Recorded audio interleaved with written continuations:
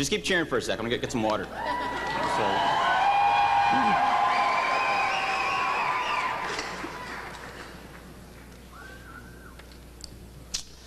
Members of the faculty and administration, board of trustees, friends and family, honored guests, but most importantly, my friends, the class of 1999.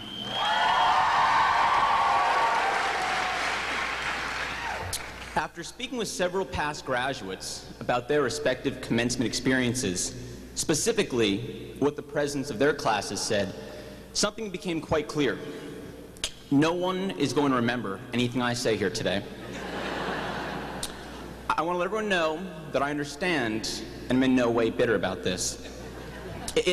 After all, it is only natural for us as graduates to be in our own thoughts, especially after an extremely trying week, preparing both mentally and physically for this very occasion.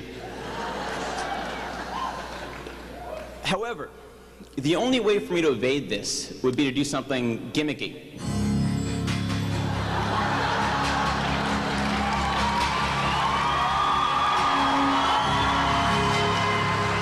But I'm not going to do that. I must admit that I too am my own thoughts today, and the question that comes to mind is what comes next. Up until this point in our lives, that has never been a question. We have always known the answer. But now, for the first time, we do not. It's almost as if the music has suddenly stopped.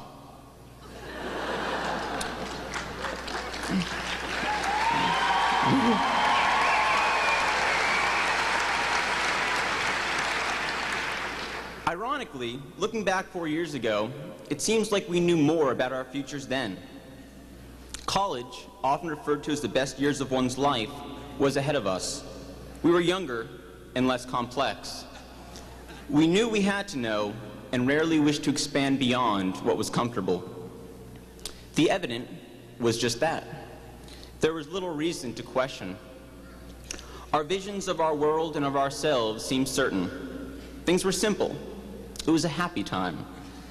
And as we stepped onto Skidmore for the first time, it could easily be broken down. In order to reach this point, we would spend 1,629 hours in class, 2,266 if you plan to major in the arts.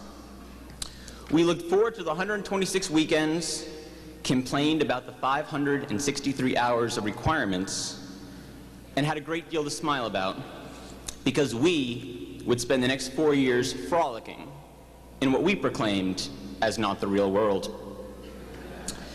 As we all know, things are different now. Today, we question what is not always evident. Our visions of our world and of ourselves are forever changed. Things are not as simple because what was once black and white is now color, and we have our Skidmore experience to thank. Through 4 years, we've been encouraged to take risks in both our academic and co-curricular lives, and have stretched further than we ever imagined. Through investigation, exploration, and critiquing, we've thought about the questions that affect our lives and discovered different parts of ourselves. We've learned how to communicate, analyze, and become self-educating. At times, we were overwhelmed by the pressures and strains and wondered just how much more we could take. But we made the investment, we've succeeded, and this is our day of recognition. At this point, I just want to make sure we're all on the same page. Everybody should be feeling empowered and proud. Good. However, we certainly could not have made it here on our own. A great religious philosopher once said, "A man can only attain knowledge with the help of those who possess it." These are the people that we must recognize today. On behalf of the class of 1999, I would like to thank the members of the faculty and the administration for sharing their knowledge and for fostering an environment where academic exploration and self-education was not only possible, but encouraged. I would also like to thank our parents, who, although in many ways were detached from our Skidmore experience, have aided us along our journey with their guidance and support.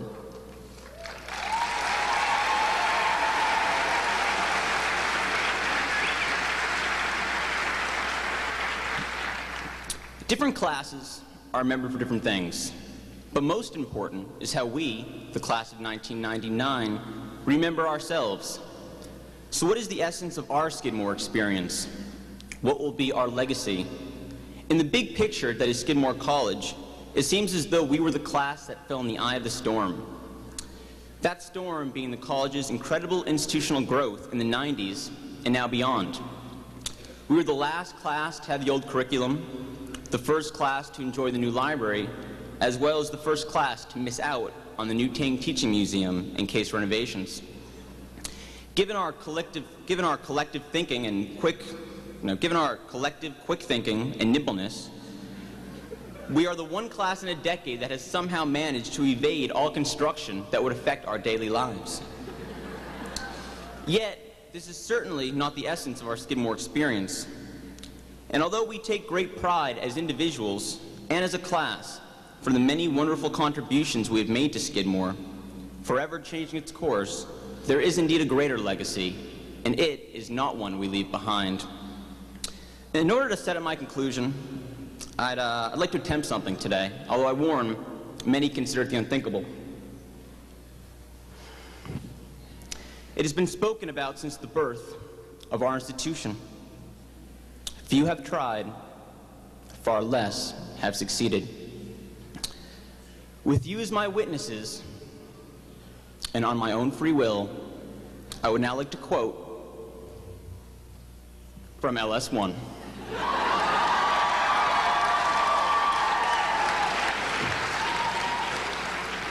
And I'd also like to encourage anyone to jump in here with me.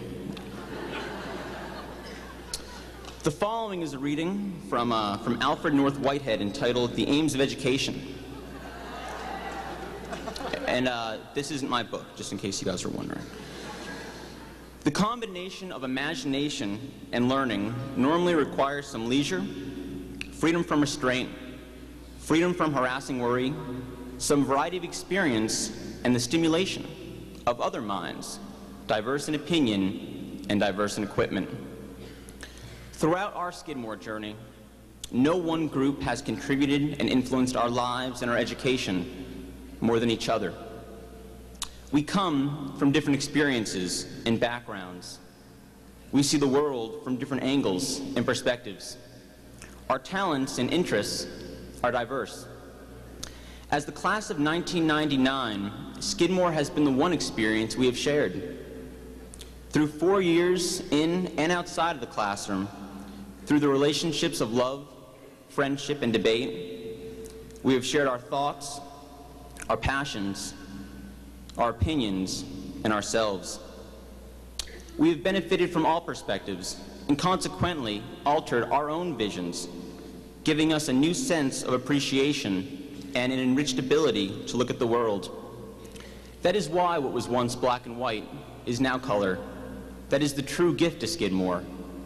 It is a gift we have given each other, and it is a legacy that will live within each of us forever. In many ways, I'm truly saddened today. Our frolicking has come to an end.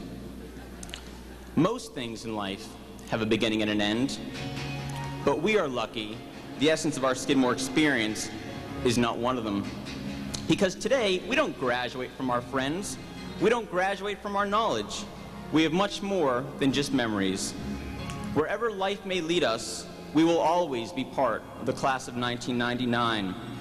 So even though it is more than likely you will not remember anything I've said here today, I thank you. Thank you for adding so much to my life and contributing to the person who I've become. And as I continue to ponder what comes next, I know, as I'm sure we all know, that it does not matter, because we will be ready. Thank you.